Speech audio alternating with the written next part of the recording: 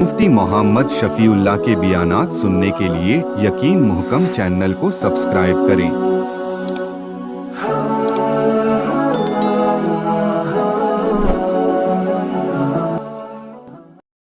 नहमदुहु व नुसल्ली अला रसूलिहिल करीम, अम्मा बादु फ़अऊज़ु बिल्लाहि मिनश शैतानिर रजीम, बिस्मिल्लाहिर रहमानिर रहीम।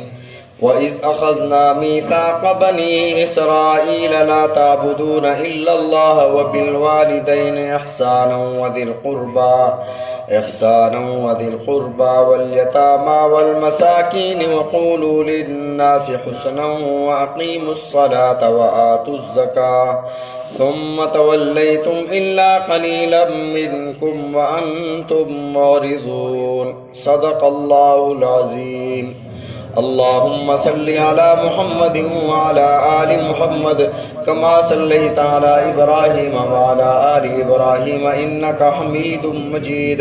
अल्लाहुम्मा बारिक अला मुहम्मद व अला आलि मुहम्मद कमा बारकता अला इब्राहीम व अला आलि इब्राहीम इन्नका हमीदुम मजीद। अल्लाह रब्बुल इज़्ज़त ने जो बनी इसराइल से अहद लिए, उसमें से पहला अहद खुदा के इबादत, दूसरा अहद वालिदैन के साथ हुस्न सलूक, तीसरा अहद क़राबतदारों के साथ हुस्न सलूक, चौथा अहद वल यतामा, यतीमों के साथ हुस्न सलूक करना। यतीम किसे कहते हैं? यतीम कहते हैं कि बचपन में वालिद जिनके वफ़ात पा गए हों, उसे यतीम कहा जाता है।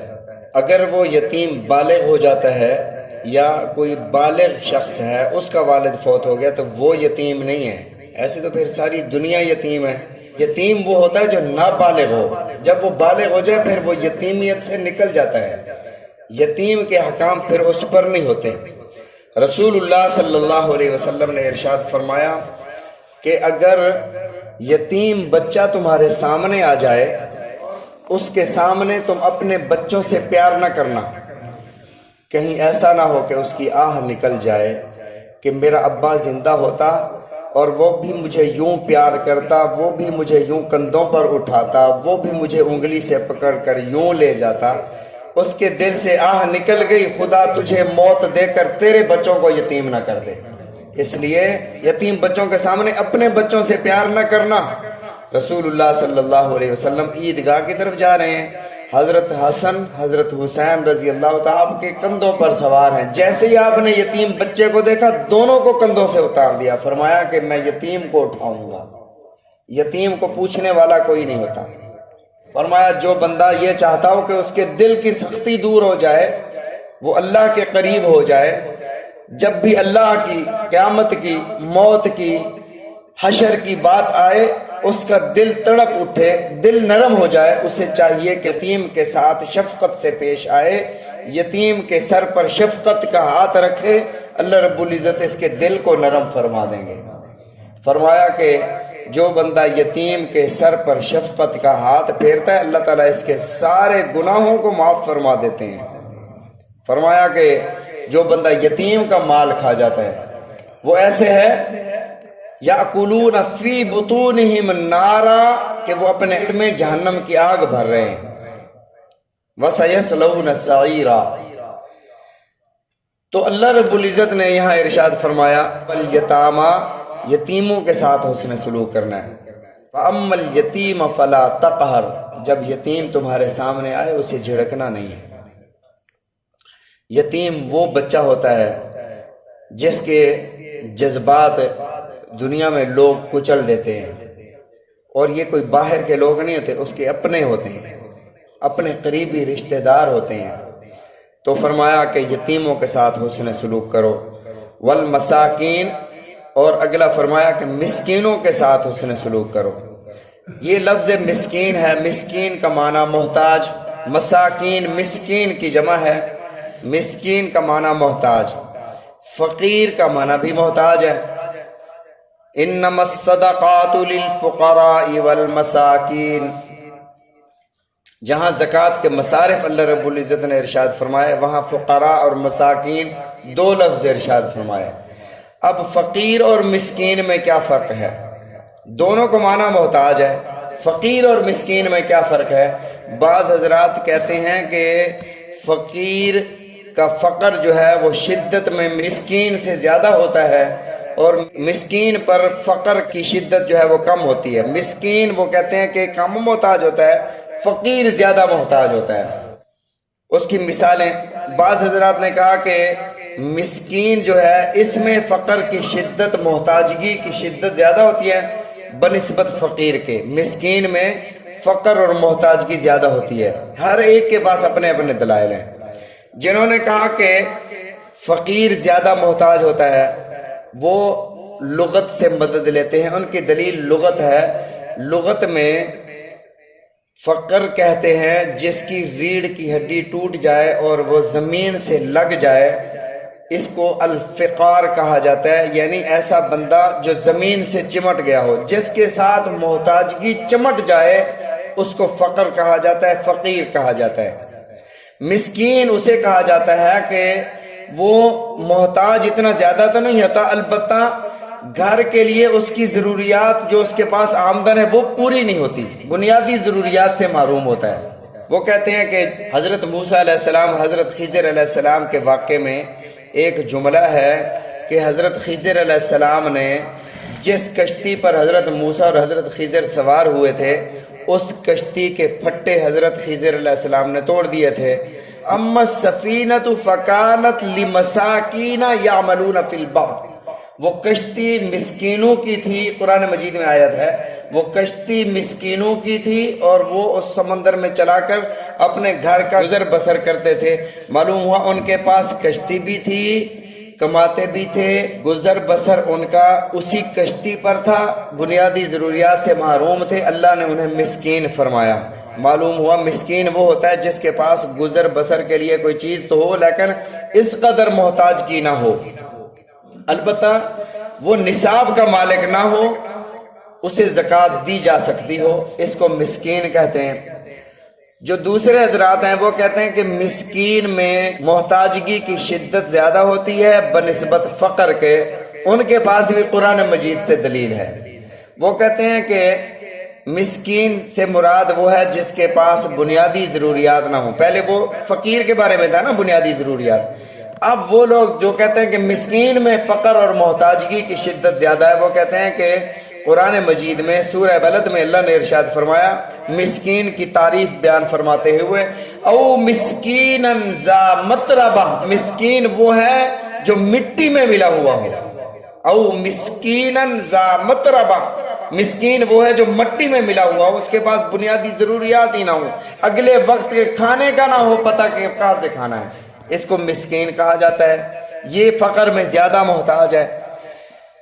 اب ہم دونوں طرف سے دلائل قرآن مجید سے دونوں نے دیے ہیں، تو ہم کس کو مانیں؟ ہم فقیر کو زیادہ محتاج مانیں یا مسکین کو زیادہ محتاج مانیں؟ میں جس نظریے پر پہنچا کہ مسکین زیادہ محتاج ہوتا ہے فقیر کی بنسبت، رسول اللہ صلی اللہ علیہ وسلم نے ارشاد فرمایا، دعا فرمائی، اللہ مجھے مسکینوں میں زندہ رکھ، مجھے مسکینوں میں موت عطا فرما اور میرا حشر مسکینوں کے ساتھ فرما۔ مسکین کی تعریف پھر آپ نے خود ارشاد فرمائی، اللہ میں یہ چاہتا ہوں کہ ایک دن میں فاقہ کروں اور تجھ سے سوال کروں اور ایک دن میں تیرا رزق کھا کر تیرا شکر ادا کروں۔ اس کا مطلب جس کو ایک دن میسر آئے ایک دن میسر نہ آئے یہ مسکین ہوتا ہے۔